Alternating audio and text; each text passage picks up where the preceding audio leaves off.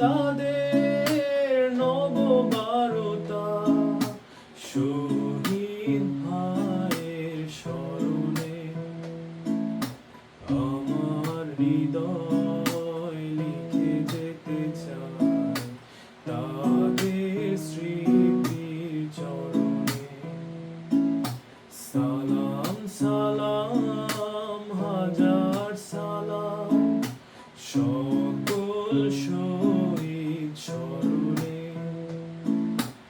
আমার হৃদয়